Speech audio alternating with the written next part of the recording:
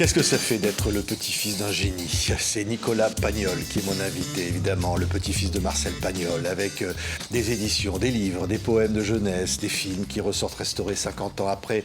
Marcel Pagnol, incroyable, la mythologie, le génie de l'auteur, du cinéaste qui était votre grand-père, Nicolas Pagnol. Ça reste quelque chose, une œuvre qu'il faut découvrir, redécouvrir. Ah oui, tout à fait, tout à fait. Bien souvent, les gens me disent « Ah mais oui, je connais telle œuvre, telle œuvre, telle œuvre ». Et quand j'en discute avec eux, je m'aperçois que ça fait très longtemps qu'ils ne l'ont pas lu ou pas vu et qu'ils en ont une image d'Épinal. Alors je leur dis « Mais relisez ». Et notamment les souvenirs d'enfance qui sont des livres magnifiques sur la paternité, sur l'amitié et qui sont bien au-delà, bien sûr, des souvenirs d'un petit enfant qui court dans les collines. Oui, on va parler de ça, regardez. Ce sont des poèmes de jeunesse de Marcel Pagnol. Il avait 15 ans. Hein, le livre de la nature, illustré par Barbara Brun. Et alors, ce qui est magnifique, ce sont des poèmes qui parlent de choses de la vie, existentielles comme ça, de ce petit gamin qui découvre la vie, la nature. Oui, ce sont des poèmes existentiels, comme vous le dites. Il ne faut pas oublier que Marcel écrit ses poèmes à l'âge de 15 ans, et à 15 ans, il perd sa mère. Ce recueil de poèmes est vraisemblablement un hommage à sa mère, hommage qu'il lui rend au travers d'une vision magnifiée de la Provence, de la nature, de l'enfance, de ces collines qu'il a tant aimées, et là où il a été si heureux pendant les vacances qu'il passait en famille. Oui, il parle des arbres, il parle des fleurs. Oui, c'est autour, avec des mots. Alors c'est un enfant, il a 15 ans, mais il y a des mots comme ça. On voit l'éducation du petit Marcel. Bien sûr, il y a un aspect très bucolique. Il ne faut pas oublier qu'à l'époque, il était déjà latiniste, très, très, très proche de tout cet univers de culture classique que lui avait enseigné son père et puis ses professeurs au lycée Saint-Charles. On sent un garçon très proche de la nature, très préoccupé par le temps qui passe, très touché, avec beaucoup de recul sur le monde, sur la vie. Et je pense que cela vient justement du fait qu'il vient de connaître le décès d'Augustine. Oui. Là, on voit les images de Marcel Pagnol, jeune. Qu'était-il, votre grand-père, à ce moment-là? Il savait qu'il avait un destin devant lui. Oh non, je ne pense pas qu'il savait qu'il avait un destin devant lui. Qui était-il? Déjà, son meilleur ami à l'époque, c'était Albert Cohen. Les deux étaient au lycée Saint-Charles, avec Marcel Brion aussi. Donc, un jeune homme passionné de littérature, de théâtre, de culture, et aussi de l'aveu d'Albert Cohen, qui avait donné une très belle interview à ce sujet. Un jeune homme très dissipé. Ils ont fait les 400 coups ensemble. Un jeune homme impertinent, sans doute assez sûr de son intelligence, mais très sympathique, le meneur d'une bande de copains, quoi. Oui.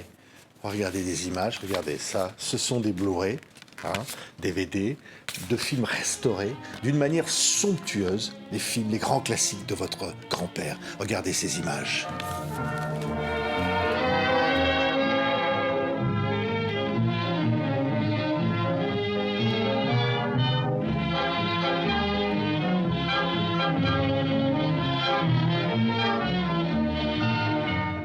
Quand on joue, on ne doit pas parler. Même pour dire bonjour à un ami. Je dis bonjour à personne, je réfléchis. Eh bien, réfléchis en silence. Elle a raison, t'as pas besoin de parler. Et puis je te prie de ne pas lui faire de signes, hein? Comment, tu me surveilles comme si j'étais un tricheur? Oh, allons, César.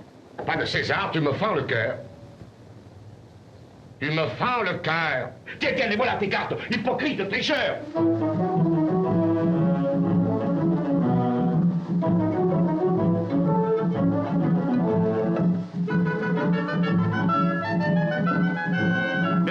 Dans ce film-là, tu fais pleurer? Non.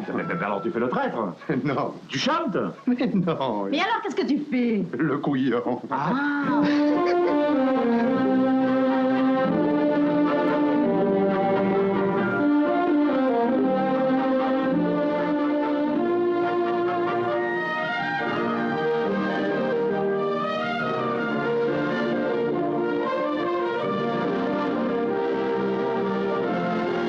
C'est maintenant que tu reviens, hein? La pomponnette? Oh, coquin de sang!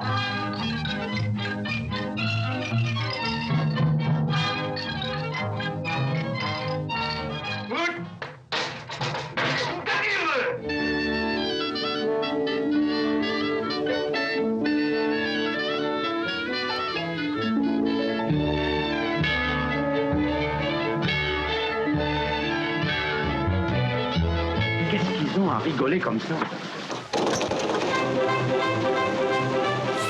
Je voulais vraiment à Nicolas Pagnol qu'on regarde jusqu'au bout ces images. C'est tellement merveilleux. C'est tellement, à chaque fois, une redécouverte de l'univers de votre grand-père, de ses films. Oui, ces films qui nous font rire et qui en même temps nous donnent à réfléchir. Je pense aux Spoons, la fameuse tirade sur l'humour. Le rire, c'est peut-être quelque chose que Dieu a donné aux hommes pour les consoler d'être intelligents. Chez Pagnol, il y a toujours du fond derrière la plaisanterie. Ouais, je pense à Topaz, incroyable pièce qu'il écrit très jeune, qui va porter au cinéma 2 fois, notamment avec Fernandel, qu'on retrouve ici en édition Blu-ray restaurée, qui est une satire, un regard sur la société incroyable. Oui, sur le monde politique, la corruption, la prévarication, qui est un mot que j'aime beaucoup, et sur le pouvoir de l'argent face à notre morale. Dans Topaz, eh bien, il y a cette fameuse citation, le mépris des proverbes, c'est le début de la richesse. Oui, parliez du Spoons, peut-être le plus grand rôle de Fernandel. Quelle leçon de vie. Et c'est un peu lui qui se raconte aussi, Marcel Pagnol. C'est le rêve de devenir acteur à Paris, malgré l'endroit d'où on vient. Il y a du Pagnol dans le Spoons. Marcel qui se rêvait un grand auteur dramatique, très, très classique, très sérieux, qui se révélera un grand auteur populaire de la comédie dramatique. Et le Spoons, oui, c'est une charge contre le monde du cinéma, mais aussi une réhabilitation de ceux qui ont des rêves et qui font tout pour les réaliser. Oui, non, c'est merveilleux. Puis regardez Naïs, là. Naïs, voilà, en édition restaurée somptueuse Blu-ray, avec cette photo, c'est votre grand-mère. C'est ma grand-mère, c'est Jacqueline Pagnol. Jacqueline Pagnol, Jacqueline Bouvier, oui, ouais. Qui nous a quittés en 2016.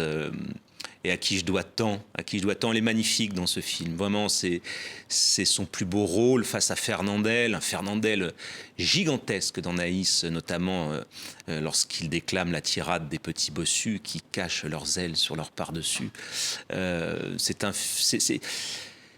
le film qui marque la rencontre amoureuse réellement de mon grand-père et de ma grand-mère, même si c'était rencontré juste avant, et il tient une place particulière dans mon petit panthéon des films de mon grand-père. C'est vrai que jusqu'au bout, elle ne voulait pas apparaître, votre grand-mère, pour qu'on garde d'elle l'image de ce qu'elle était dans Naïs, cette femme jeune et magnifique. Oui, elle a refusé au bout d'un certain temps, arrivé à un certain âge, de paraître en public. Oui. Je ne l'avais que pour moi.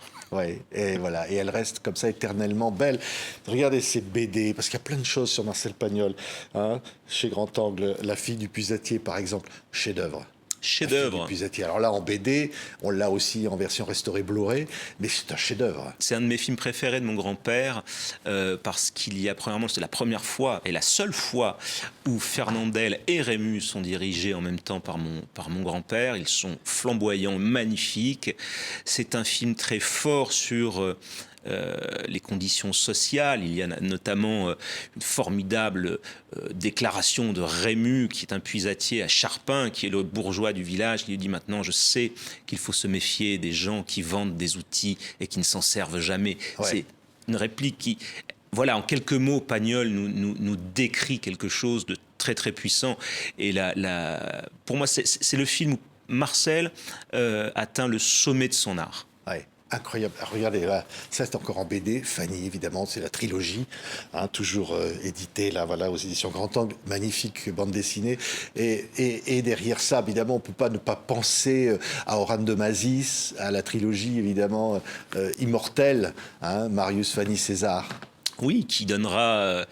le coup d'envoi de la grande carrière cinématographique de mon grand-père avec Marius, et une représentation de Marseille qui fera le tour du monde. Ces 3 films ont eu un succès mondial. Ils ont été adaptés au Japon, aux États-Unis, en Allemagne, en Suède.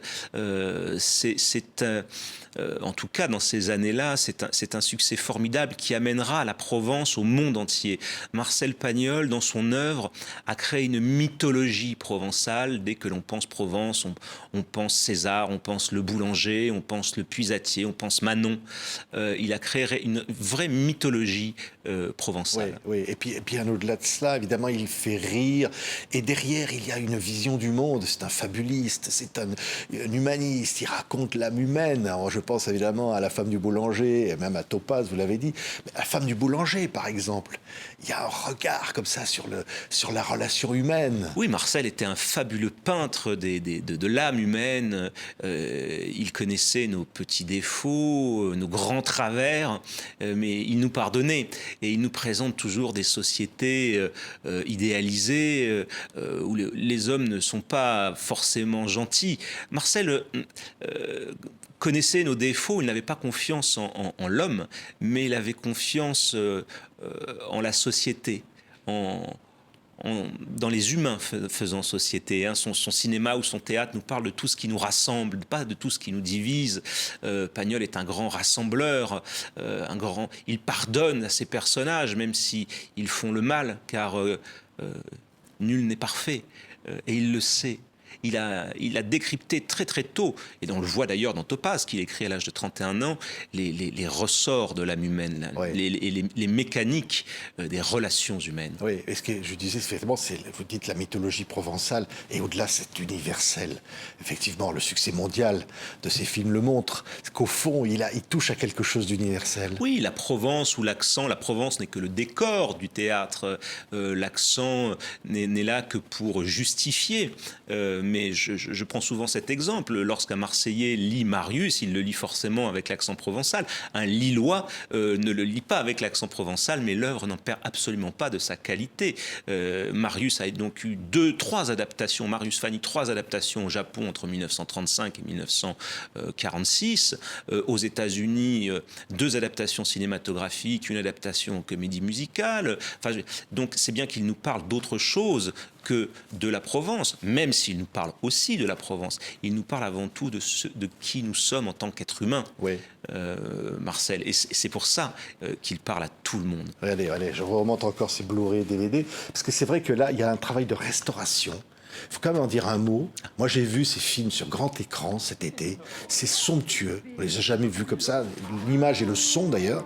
Et un travail de restauration que vous avez accompagné, exceptionnel.